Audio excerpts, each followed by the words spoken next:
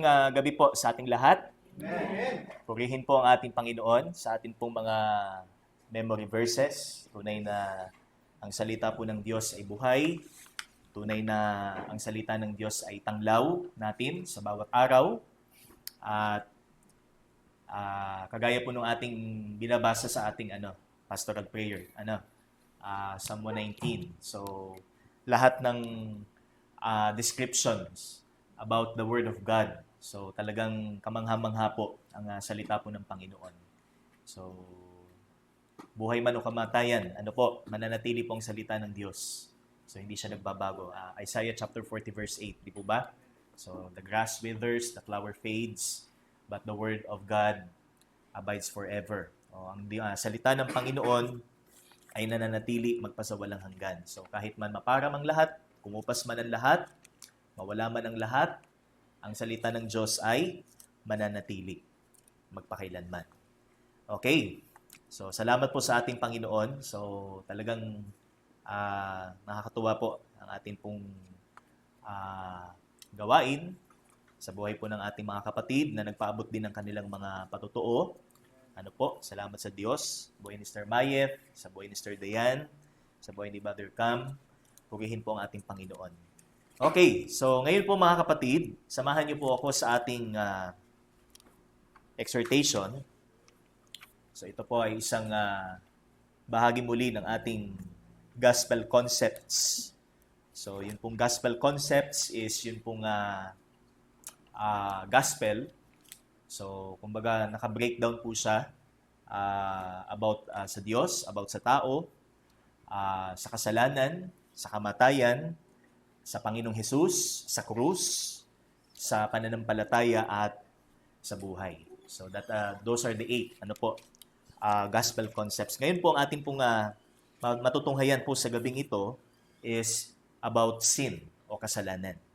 Kaya samahan niyo po ako as our launching text, Romans chapter 3 verse 23. So pinaka madalas po nating ginagamit na talata kapag tayo po ay nagsishare ng gospel. So, paano ba natin sinisimulan ang ating gospel sharing? So, sinisimulan po natin from God.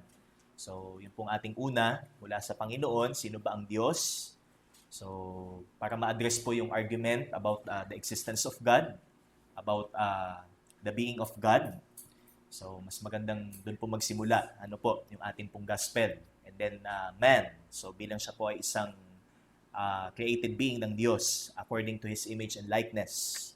So, ang purpose kung bakit niya tayo nilikha ay para magbigay luwalhati sa Kanya.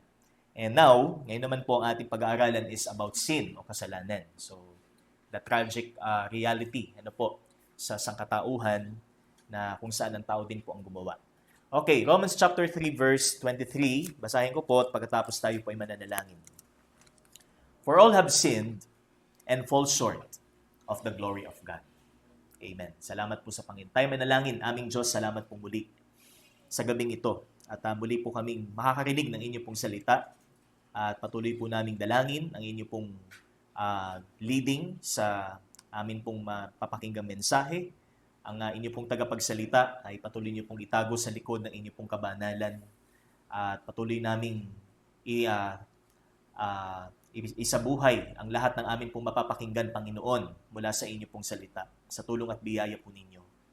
Kung ano po ang kasalanan na siyang minsan ay patuloy pa rin nakakaakit at nakakadala po ng aming laman, ngunit kami po ay isa ng bagong nilalang at ipinapaalala po ninyo sa amin na hindi na kami dapat mamuhay kagaya po ng dati. Kaya Panginoon, ang lahat ng papuri ay sa iyo lamang. Ikaw pong manguna sa lahat ng amin pong gagawin sa gabing ito, Panginoon. Sa pakikinig ng inyong salita at paglalapat sa buhay ng bawat isa po sa amin. Purihin ka sa pangalan ng si Jesus. Amen at amen. Okay, so this third gospel concept, ito pong pangatlo, is the beginning. O ito yung simula ng pinaka malungkot na yugto sa kasaysayan ng tao. So, we'll always look back yung lahat ng mga pangyayari po sa nakaraan according to the redemptive history. So, hindi na natin siya tinitingnan according to world history. So, kagaya po ng mga historians, gaya po ng mga taong hindi ka nakakilala sa Diyos. So, they look back based on world history but not based on the redemptive history. But for us, para sa atin, so ito po yung makikita po natin from Genesis. Ano po? So, nilikha po ng Diyos ang sangkalangitan at kasama po tayo sa nilikha ng Diyos. And napabilang din po sa kasaysayan ang ginawa po ng tao laban sa Panginoon. Kaya ito po yung ating makikita sa ating pong binasang talata na ang lahat po ay nangagkasala at hindi nakaabot sa kaluwalhatian po ng Panginoon. But, on a different perspective, kung paano po dapat tingnan ng isang ebanghilista ang kasalanan. Hindi lang po natin alam ang kasalanan, hindi lang po natin alam i-explain ang kasalanan. Kailangan meron po tayong tamang perspective at kung paano po natin ina-apply sa buhay natin bilang isang leader or bilang isang preacher ang principle about sin. Okay? Kaya ito po yung ating pamagat. So, the gospel concepts as viewed by an evangelist. So, paano dapat tingnan ng isang ebanghilista o isang lingkod ng Diyos ang kasalanan? Hindi lang niya ibinabahagi ang kasalanan o tinuturo sa tao ang kasalanan, kundi kung paano niya talaga tingnan ang kasalanan personally. Okay? Yun po yung ating objective. Ano po? Kaya, to view sin from a Christian perspective and live by it. So, that is our objective. Hindi lang po tayo mabuhay na tayo ay passive when it comes doon sa sinasabi ng Bible about sin at sasabihin natin ay hindi ko naman yan hindi naman ako galing dyan sa buhay na yan. Pero it doesn't mean na hindi ito applicable sa atin.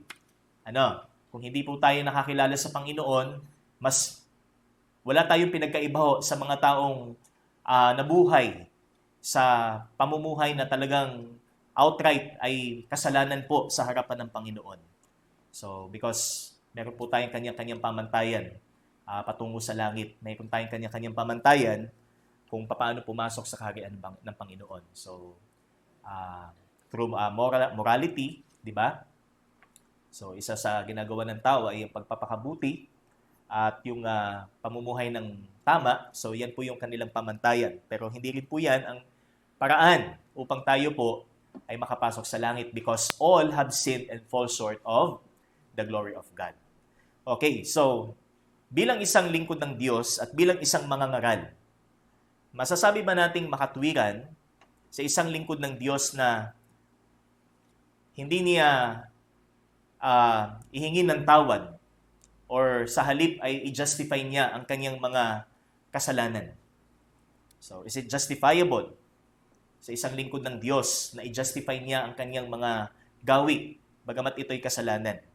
Kung ito man ay kanyang kahinaan sa laman, kung ito man ay kanyang kaugalian na hindi mabago, kahit nung siya nakakilala na sa Panginoon, so, masasabi ba nating makatwiran na manatili ito sa Kanya?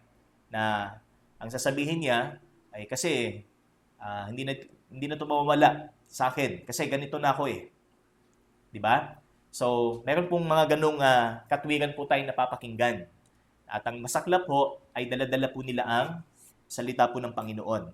At masasabi ba nating ito'y kapaki-pakinabang sa isang lingkod ng Diyos? Is it beneficial for him to remain indifferent about the pursuit of a holy life? So, kapag halimbawa, nananawagan po ang Biblia ng isang banal na pamumuhay para sa kanya, hindi. Basta magpatuloy ka sa kung anong gusto mong buhay. Kung ano yung katuruan ng mundo ay walang problema. Kung ano ang katuruan ng lipunan, walang problema. Kung ano yung mga batas na ipinapanukalang labag sa Biblia, nasa sa iyo. Ganun pa rin ba ang ating panuntunan sa buhay natin? Ganun pa rin ba ang pamantayan natin bilang isang Kristiyano, bilang isang mangangaral ng mabuting balita? At masasabi ba talaga nating ito ay kapaki-pakinabang sa atin? Kaya tayo po mga kapatid, let us be refreshed with the third gospel concept, and that is sin. Ano po? Tungkol po sa kasalanan. We know that sin is offense. Ito po ay opensa sa Diyos. Ano po? Ito po ay tahasang pakikipaglaban sa Diyos. Kapag ginagawa nating tuloy-tuloy, araw-araw, minuminuto sa buhay, we indirectly wage war against God. So yun po ang katotohanan na makikita po natin dyan. Okay? Kaya hindi ho natin depensahan. Ano po, sa isang Kristiyano, hindi ho niya maging ugaling depensahan ang kasalanan dahil ito ay opensa laban sa Diyos. Mula sa umpisa hanggang sa huli, yan po ang prinsipyo patungkol sa kasalanan. Ito po ay opensa laban sa Diyos. Hindi ho yan dinedepensa. Amen? Kung ano man ang nakikita sa atin at tayo'y tinuturuan, pinaalalahanan, then tanggapin po natin. Ano po? So wala pong perpekto sa atin. It doesn't mean na tayo po ay nakakilala sa Diyos, hindi tayo nagkakasala. Pero kapag na-address ang kasalanan, tanggapin natin na ito'y kasalanan. Hindi natin ikatwiran dahil ugali natin na ito'y ikatwiran. Okay? Kaya, sin is offense. Ano po? This is offense against God. Kaya, itong tatlong katotohanang makikita po natin ay magsilbing paalala po sa atin. Ano po? Bilang isang mangangaral ng mabuting balita patungkol sa kasalanan. So first is that sin is an all and none reality for mankind. So, in what sense po na sinasabi po dito na ang kasalanan is all and none? Because in Romans, mababasa po natin in chapter 3 verse 10, ano po sabi doon? There is none righteous, not even one. So, speaking of mankind, so walang maituturing na matuwid at walang matuwid sa harapan ng Diyos because God is righteous and man is not. Ang tao ay hindi matuwid, walang matuwid, wala kahit isa. Okay? So that is sin. It is an all and none reality for mankind because there is none righteous, not even one. That's why to justify your sin is to oppose to the truth of God. Kapag ikinatwiran po natin ang kasalanan, kinakalaban po natin ang Diyos. Kinakalaban po natin ang katotohanan ng Diyos. Kinakalaban po natin mismo yung Biblia ang ipinapangaral natin. So, ganun po ang idea dito. Hindi ho tayo nangangaral in a way na ito rin yung, kumbaga indirectly, sinasabi natin, hindi totoo ito. Pero sinishare natin. But ang sabi po dito, kung ikakatwiran natin, we oppose. Kinakalaban po natin ang Biblia. Kinakalaban po natin ang Diyos. Okay? Kaya, there are no excuses for sin. Wala tayong may tatago, wala tayong may kukubli, wala tayong may kakatwiran sa kasalanan. Because we know that God is, He is an all-seeing God. Nakikita niya lahat. Okay? He is an all-knowing God. Alam niya ang lahat. And He is everywhere. Siya ay nasa lahat ng lugar. Di ba? Kaya, ito po ang makikita ho nating realidad patungkol po sa kasalanan. Ano po? So, meron po tayong tinatawag na sinful condition. Kung atin pong titingnan sa Romans chapter 3 verse 10, so ano po sabi dito? None is righteous, no, not one. No one understands and no one seeks for God. All have turned aside. Together they have become worthless. No one does good, not even one. Because of their unrighteousness, lahat ng kanilang ginagawa, lahat ng kanilang iniisip, lahat ng kanilang hinahanap ay hindi rin matuwid para sa Diyos. Kaya sa pamantayan ng Diyos, wala. Sa pamantayan ng Diyos, wala kahit isang matuwid. Yan po ang ating makikita. Walang nakauunawa, walang humahanap sa Diyos. Bagamat kung mapapansin po natin, may mga taong humahanap sa Diyos, pero sa kaibuturan ng kanilang puso, hindi sila humahanap sa Diyos. Iba ang kanilang hinahanap. Ang hinahanap nila yung pupuno sa kanilang mga pleasures. Okay? So, maaaring kaya nila hinahanap is meron silang mabigat na suliranin sa buhay. At kapag napunan yung problema na yon, sasabihin nila, ito ang totoo. Ito ang tunay na Diyos. Kasi dito sa pagdalo ko dito, na-resolve yung aking problema. So, hindi po. Ang Diyos po ay hindi po isang genie. Ang Diyos ay hindi po isang Halimbawa ay, pagka nangailangan ka, bibigyan ka, wala ka nang pakialam pagkatapos.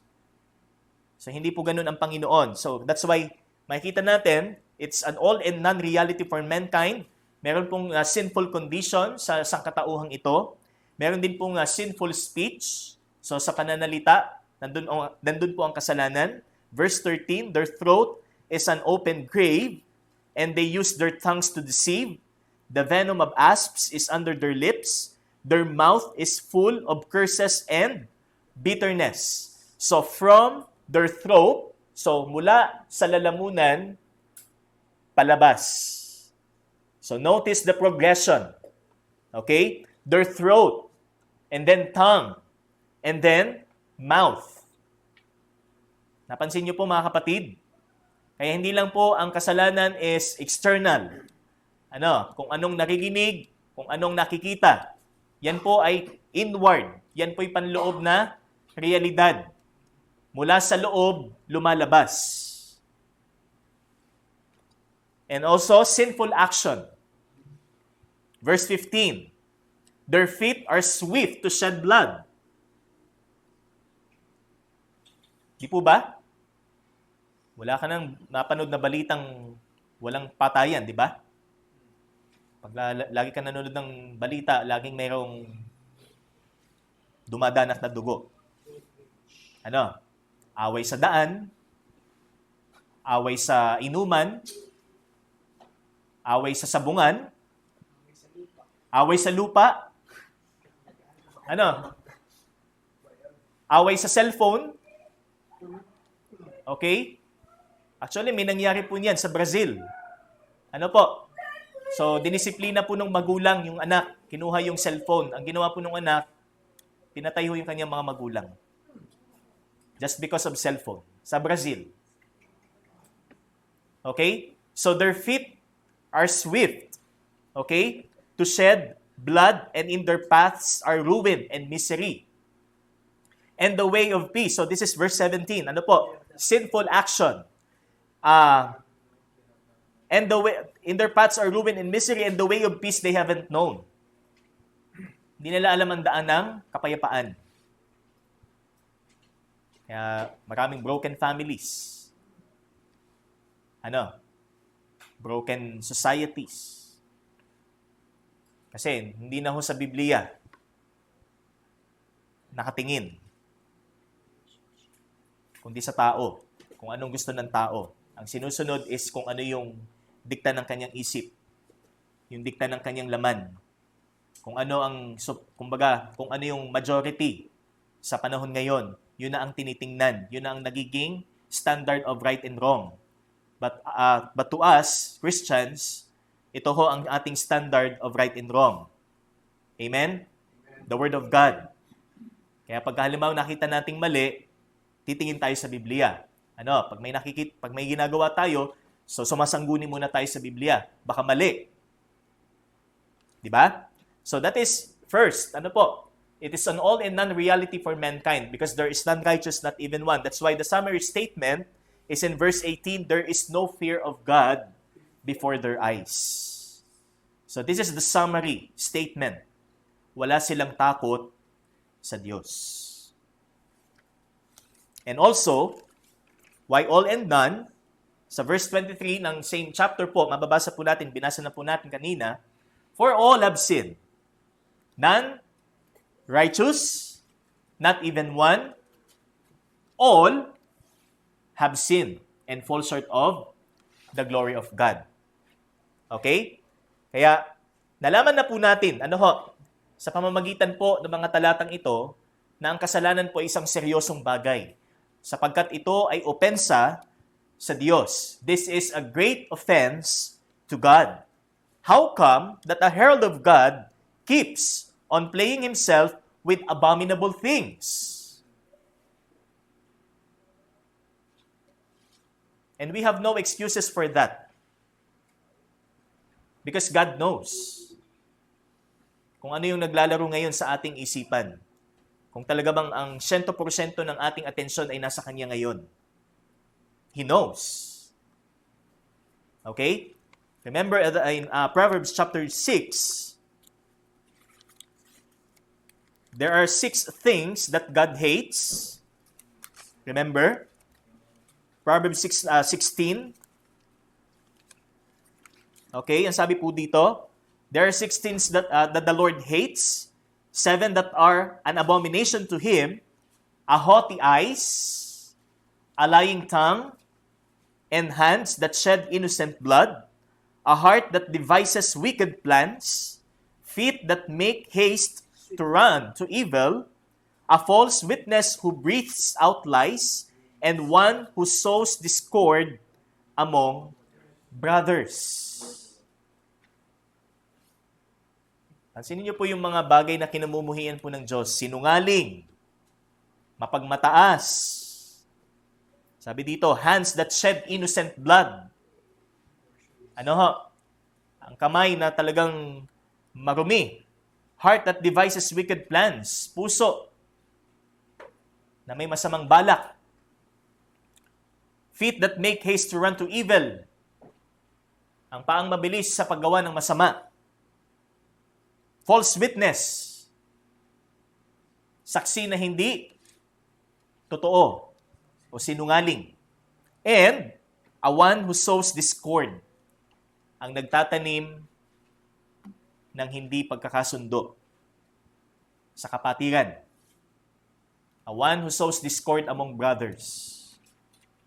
Isa sa mga bagay na kinagagalitan ng Diyos. Kaya sin is a very serious thing even inside the church. Sin is a very serious thing even inside the home, sa loob ng bahay. Kaya ang application dyan, mga kapatid, makikita ho natin, wala tayong may tatago sa Panginoon. Wala tayong may kakatuwigan sa Panginoon. Ang kasalanan ay kasalanan sa Kanya. Hindi natin pwedeng ikatuwigan sa madla o sa kahit sino, lalo't sa iyong kapatid sa pananampalataya, ang kasalanan. Amen? Tayo pa man ang ginagamit ng Diyos para magbahagi ng kaliwanagan. Di ba? So that is first. That is the first point. Sin is an all and non-reality for mankind. Next, number 2 is sin permeates the whole person. So hindi lang po ang kasalanan is lahat ng tao. Ang kasalanan po ay sumasakop sa buong pagkatao. It permeates the whole person. Remember the heart in Jeremiah 17 verse 9. It says that the heart is deceitful than all else and is desperately sick. Who can understand it? Sino ang tunay na nakauunawa ng puso ng tao? Ikaw? Ang iyong magulang? Ang iyong kapatid? Ang iyong kapitbahay? Ang iyong kaibigan? Sila ba ang tunay na nakakaunawa ng iyong puso? Ikaw mismo? No. Because, ang sabi dito sa verse 10, kung itutuloy po natin, sinagot ng Panginoon, I, the Lord, search the heart. I test the mind, even to give each man according to his ways, according to the results of his deeds. Ang puso'y mapandaya, kaya kung susundin mo ang puso mo, ano mangyayari sa iyo? What will happen to you if you follow your heart? Katulad po ng tinuturo ngayon ng sandaigdigang ito. Kung susundin mo ang puso mo, ano mangyayari? Mas magiging chaotic po ang mundo. Mas magiging magulo po ang buhay natin. Sa totoo lang. Hindi lang yan namamalayan ng mga taong hindi pa nakakilala sa Diyos, but this world is already spiraling down.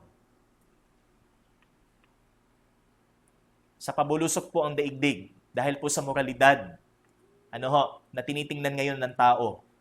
Bagamat sinabi ng Biblia ang kasalanan, pero tinotolerate. Hinahayaan. Tinatanggap. Pinopromote. Na-entertain naman. Di ba? Kaya the heart is deceitful. Okay? Next is the tongue, ang dila. Kaya totoo yung kasabihang may mga makakati ang dila. May makakati ang dila ho. Bunga ng kasalanan. James chapter 3 verses 6 to 8. Ano po ang ating makikita dito? And the tongue is a fire. Ang dila ay isang apoy. Saan po ay nahalintulad ang dila ng tao? Sa apoy. Ano po ang katangian ng apoy?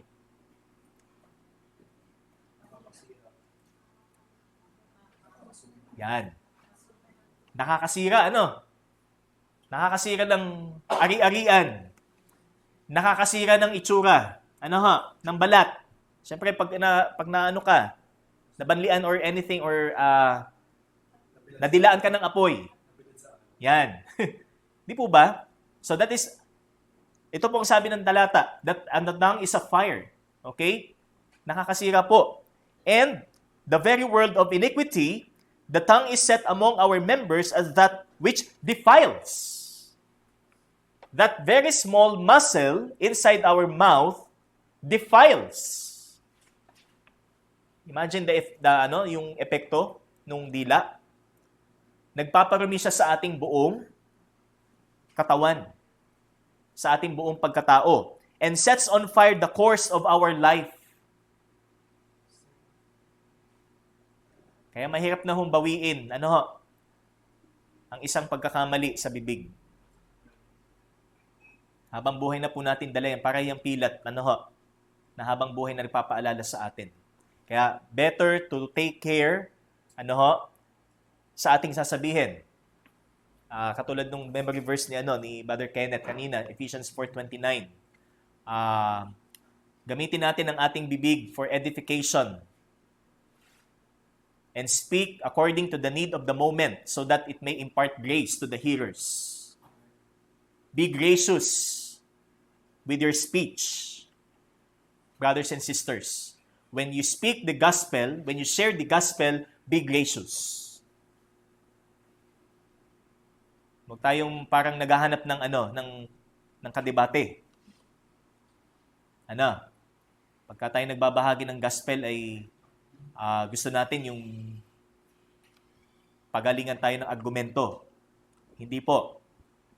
Tayo po ang maging instrumento ng Diyos sa pagpapahayag ng kanyang salita. At gamitin natin ang ating bibig para sa ikabubuti at ikapapakinabang ng mga tagapakinig. Ano po?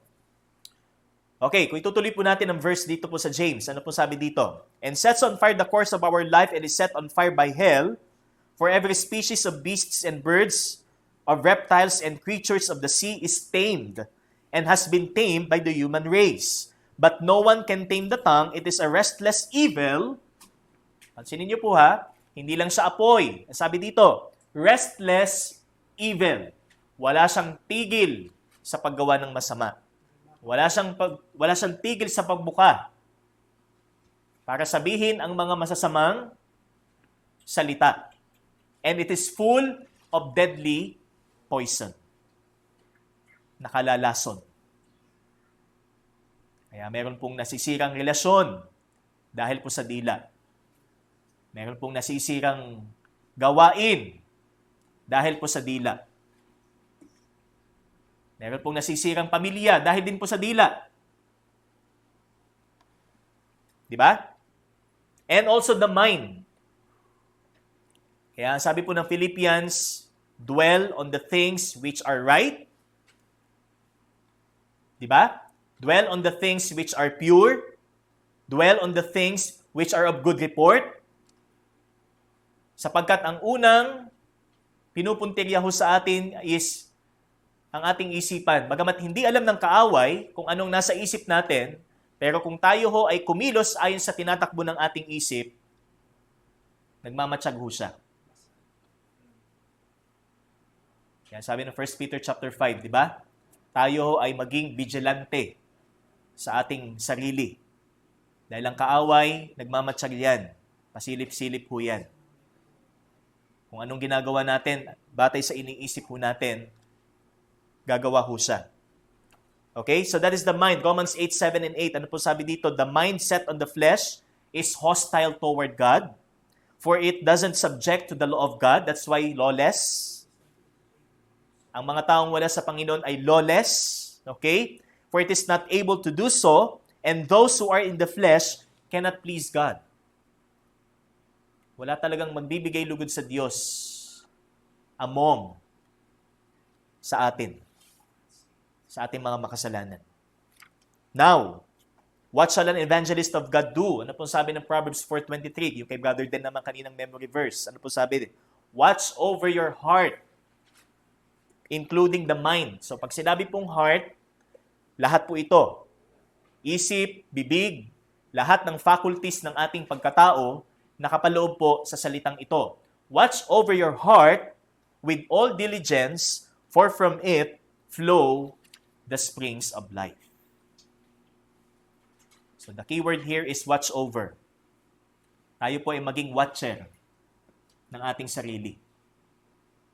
Para tayo maging ibanghilista na kagamit-gamit sa Panginoon. Hindi tayo maging kasangkapan sa ikasisira. Amen? So that is the second one. Sin permeates the whole person. And number 3, sin will not go unpunished.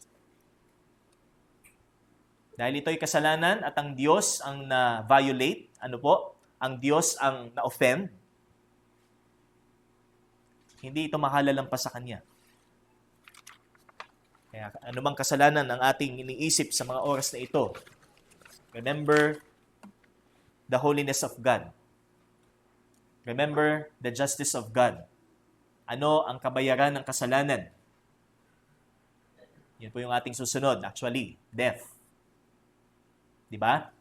But remember, sin will not go, kulang po ng letter T, sin will not go unpunished. Walang makalalampas sa Diyos anumang kasalanan ng ating ginagawa. Remember, in Psalm chapter 5, verse 5, the boastful shall not stand before your eyes. You hate all who do iniquity. Kinagagalitan ng Diyos ang lahat ng gumagawa ng masama, ng kasalanan. Psalm 7:11, God is a righteous judge and a God who has indignation every day. Hindi po pwedeng yung katuwigan po ng isang tao na ang Diyos ay pag-ibig lamang. So, ibig sabihin, ang Diyos ay tinotolerate niya ang labag sa Kanya. Yung against sa Kanyang kalikasan. Kapag ang panghawakan lang natin ay ang Kanyang pag-ibig at hindi mo tunay na naiunawaan ng pag-ibig ng Diyos kung ito ang panghawakan natin. Di po ba? Kaya better to hear the gospel. Kailangan natin makilala kung sino ang Diyos na nag-akda ng mabuting balita. And in James chapter 2 verse 12, yung memory verse ko naman po kanina, ano pong sabi dito? So speak and so act as those who are to be judged by the law of liberty. For judgment will be merciless to one who has shown no mercy. But on the contrary, for those who have been saved and show mercy, ano pong sabi? Mercy triumphs over judgment. The judgment of God will be without mercy. Sa sinumang taong hindi magpapakita ng awa o sa sinumang taong hindi kakikitaan ng bunga ng kanyang pananampalataya. Ang kahatulang naghihintay sa kanya ay walang awa, ang sabi ng Biblia. Ngunit kung siya ay isang taong mahabagin, bunga ng kanyang pananampalataya, he will be spared from the judgment. Kaya napakapalad po ng isang taong iniligtas. Kaya sabi ng Beatitudes, blessed are those who are merciful, for they shall obtain mercy. Kailangan nakikita ho first sa ating mga Kristiyano ang pagiging merciful. Hindi yung wala tayong pakialam sa taong nasa paligid natin. They were already, sabi nga, imaginein ho natin, spiritually, sila ho'y parang nanganganib. Sila ho'y nalulunod na sa kanilang kasalanan. At ang salbabida ho, sabi nga, anytime pwede po nating i-share sa kanila para sila ho ay makalaya, para sila ay makaalis sa panganib. Kaya, mga kapatid, tingnan po natin kung paano po tingnan ng Diyos ang kasalanan. Bilang isang lingkod ng Diyos, tingnan natin ang kasalanan kung paano ito tinitingnan ng Diyos. Amen? Kaya as our concluding thought, makikita po natin that God's evangelists must take sin more seriously, for they will give an account to God whatever words they speak or actions they do to the unsaved. Mananagot tayo sa Diyos kung meron tayong gawing labag sa Kanyang salita, sapagkat tayo Kanya. Instrumento tayo ng Panginoon para sa mga taong nais din niyang maligtas. Hindi para itulak sila sa kanilang kasalanan. Kaya sabi dyan, be holy. Magpakabanal. Dahil ang Diyos na tumawag sa atin ay banal. Amen? Amen. Kaya ipagpatuloy natin, mga kapatid, hindi lamang ang kagustuhan ho nating may bahagi ang mabuting balita, kundi ang kagustuhan nating lumayo sa kasalanan. Tayo po'y manalangin. Purihin ka, Panginoon, sa lahat ng ito sa inyo pong salita. Salamat sa kapahayagan ito. Patuloy po itong magpaalala sa amin kung paano po kami lumakad bilang inyo pong mga anak at bilang inyo pong mga alagad para po sa mundong nangangapa sa kadiliman. O Diyos, nawa po, ang bawat isa ay patuloy na maging instrumento para po sa pagdadala ng inyong liwanag sa mga taong nangangailangan po nito. At patuloy po na maluwalhati ka, Panginoon, sa lahat ng ito. Pumihin ka sa pangalan ng iyong anak na si Jesus. Amen at amen. Sa Diyos po ang kapurihan.